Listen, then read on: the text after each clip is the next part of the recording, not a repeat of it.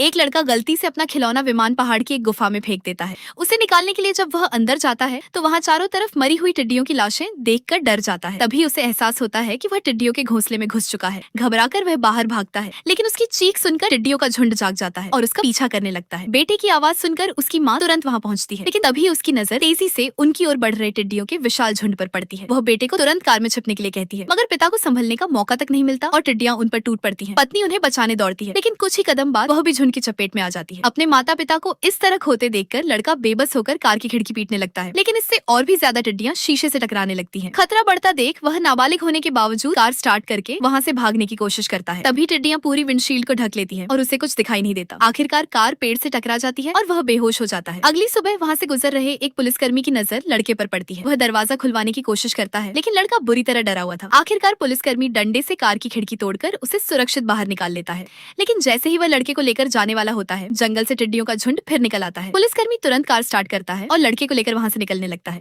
देखते ही देखते टिड्डियां पूरी कार को घेर लेती हैं, लेकिन वह बिना रुके तेजी से वहाँ से निकल जाता है। हैरानी की बात यह थी कि टिड्डियां उनका पीछा करने के बजाय मुड़कर पास के गाँव की तरफ बढ़ गई और वहाँ बड़े पैमाने पर हमला शुरू कर दिया। दूसरी ओर पुलिसकर्मी लड़के को सुरक्षित अस्पताल पहुँचा देता है। डॉक्टर जब उसका इलाज कर रहे होते हैं, तभी पुलिसकर्मी की मुलाकात कीट विशेषज्ञ जैक से होती है। वह उसे पूरी घटना बताता है। जैक को पहले यकीन नहीं होता, लेकिन कार पर चिपकी टिड्डियों के बीच उसे एक मरी हुई टिड्डी मिल जाती है। उसकी कमजोरी पता करने के लिए वह तुरंत उसे रिसर्च सेंटर ले जाता है और उसकी बारीकी से जांच शुरू करता है। कुछ देर बाद पता चलता है कि यह टिड्डी अभी पूरी तरह विकसित भी नहीं हुई थी। यह जानकर जैक हैरान रह जाता है, क्योंकि अगर यह सिर्फ एक बच्ची टिड्डी है तो पूरी तरह विकसित होने के बाद इसका आकार और ताकत कितनी भयानक होगी, इसका अंदाजा लगाना भी मुश्किल था। जैक तुरंत अपने सहायक को सरकार को इस खतरे की जानकारी देने के लिए कहता है। कुछ लोगों को उम्मीद थी कि सर्दी आते ही ये टिड्डियां खत्म हो जाएंगी, लेकिन जैक को ऐसा बिल्कुल नहीं लगता था। इतने विशाल आकार की टिड्डियों का इस अवस्था में होना साफ संकेत था कि उनमें किसी तरह का बदलाव हुआ है। सबसे डरावनी बात ये थी कि ये टिड्डियां लगातार तेजी से प्रजनन भी कर रही थीं। अगली सुबह स्थिति पहले से कहीं ज्यादा भयावह होने वाली थी।